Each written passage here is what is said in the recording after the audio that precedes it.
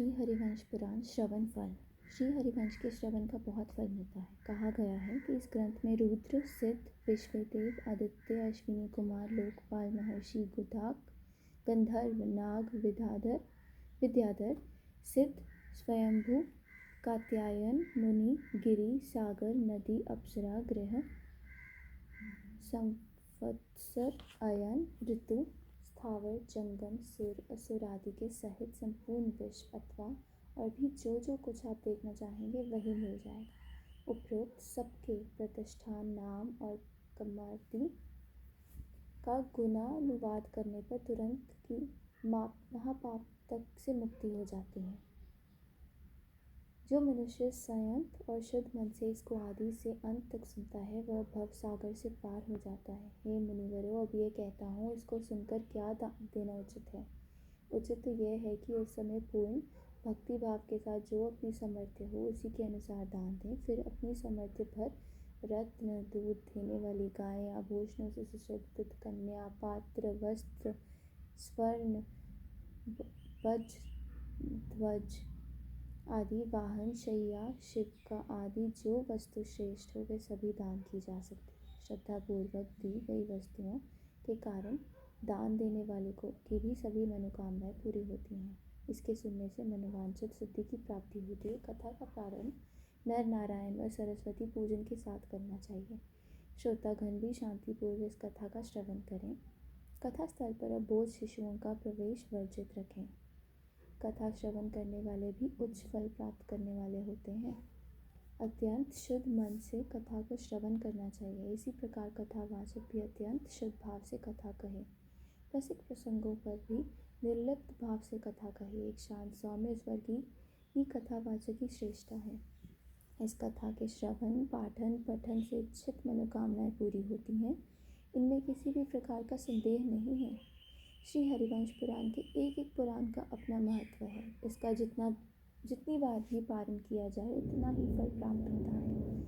ये बात स्वयं भगवान श्री कृष्ण ने कही है। सूत जी आगे बोले, हे मुनिवरों, अब पारण का फल सुनिए।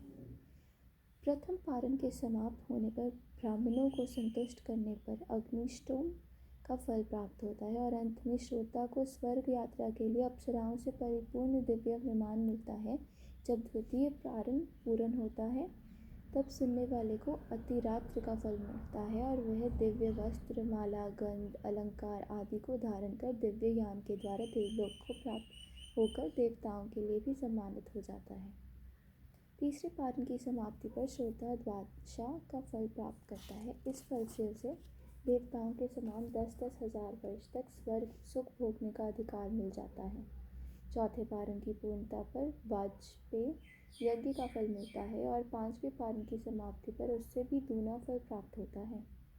इसका पुण्य श्रोता को प्रतीत अग्नि और उदय काल के सूर्य के समान लाल वर्ण वाले तेजोमय विमान के द्वारा स्वर्ग की प्राप्ति कराता है, जहाँ वह इंद्र के विशाल प्रसाद में विहार करता हुआ 10,000 वर्ष के सुख को भोग करता है। पांचवें पारण के पूर्ण होने पर दुगना और सातवें पारण की समाप्ति पर तिगुना फल प्राप्त होता है।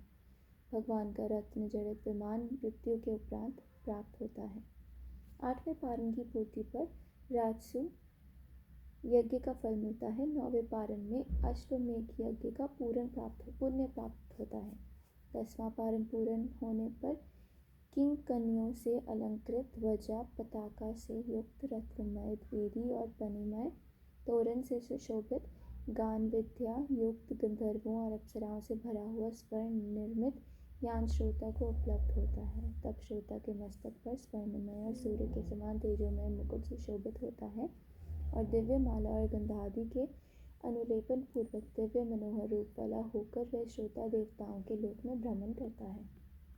इस अवसर पर कुछ काल में स्वर्ग में विहार करके फिर गंधर्वों द्वारा परिचर्या को प्राप्त आनंद सहित रहता है। फिर इंद्र के समान विविध लोकों में भ्रमण करने की शक्ति को प्राप्त करके इच्छित रूप से घूमता और दिव्य वाहनों के मध्य में सुखपूर्वक जीवन व्यतीत करता है। फिर वह सूर्य के भवन में, चंद्रमा के भवन में और भगवान शिव के भवन में रहकर अंत में भगवान विष्णु के साजीवे मोक्ष को प्राप्त हो जाता है। हे मुनिवरों, मेरे सब कथन सत्य हैं, इसमें संदेह के लिए किंचित भी स्थान नहीं है।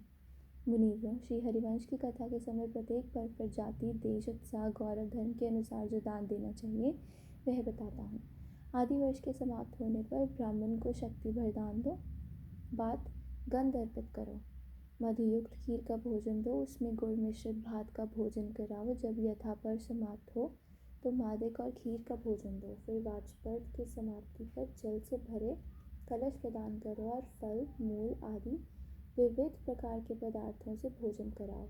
तदनंतर जब विराट पर्व समाप्त हो तब उन्हें विविध प्रकार के वस्त्रों का दान करो और उद्योग पर्व के पूर्ण होने पर श्रेष्ठ वस्त्र आदि देकर सुरुचित पूर्ण पदार्थों से भोजन कराओ। फिर द्रोण पर्व की समाप्ति पर ब्राह्मणों को श्रद्धा सहित भोजन कराओ और उन्हें धनुष, बाण एवं तलवार का दान करो। कर्ण पर्व समाप्त होने पर संयत चित्त से ब्राह्मणों को श्रेष्ठ भोजन से तृप्त करो।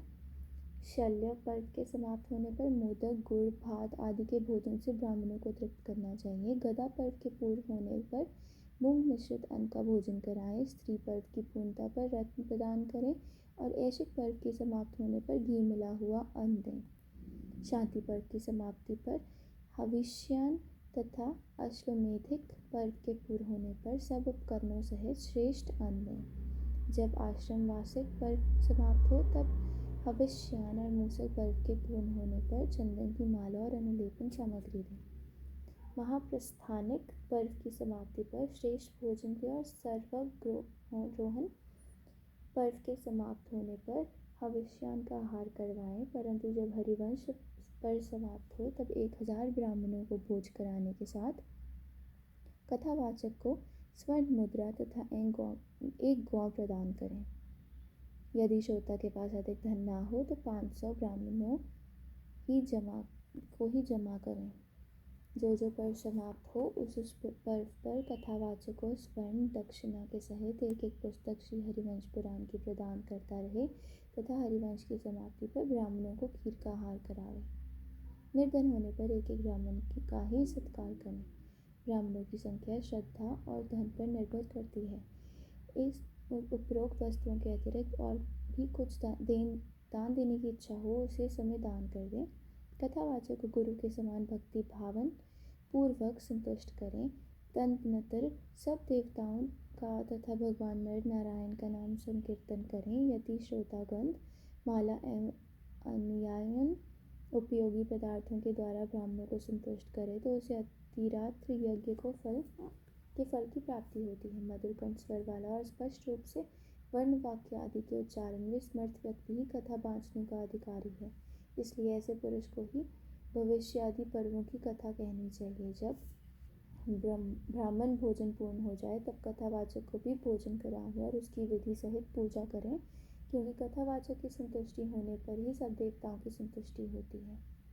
इस प्रकार ब्राह्मणों का विधि पूर्वक वर्णन करें। मुनीवरों, आपने मुझसे ग्रंथ के बाँचने की जो विधि पूछी थी वह मैंने आपके प्रति कह दी। आप भी जो व्यक्ति अपने कल्याण की कामना करके श्री हरिवंश पुराण को सुनना चाहते हो उन्हें इसकी श्रवण विधि का पूर्ण रूप से पालन करना चाहिए। जो पुरुष परम प्राप्ति की कामना करते हैं उन्हें भगवान विष्णु की कथाओं और सनातन श्रुतियों के विशद वर्णों से युक्त इस महाग्रंथ का सदा श्रवण करना चाहिए, क्योंकि यह ग्रंथ परम पुनीत, परम धर्म तथा सभी श्रेष्ठ गुणों का घर होने से सुनने के योग्य है। महर्षि वेदव्यास देव जी का स्वयं ही ये कहना है कि इस असार संसार में हरिवंश पुराण के सुनने से ही सब मनोरथों की प्राप्ति हो सकती है।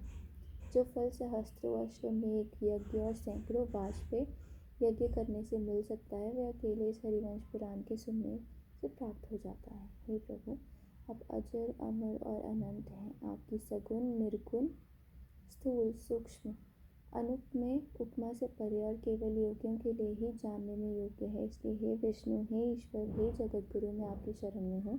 इस हरिवंश के पारण से सबके कष्ट दूर हो, सबका कल्याण हो तथा सभी के मनोरथ पूर्ण हो। एक बार सब मिलकर बोले, भगवान कृष्ण की जय, राधे कृष्ण की जय, विष्णु जी की जय।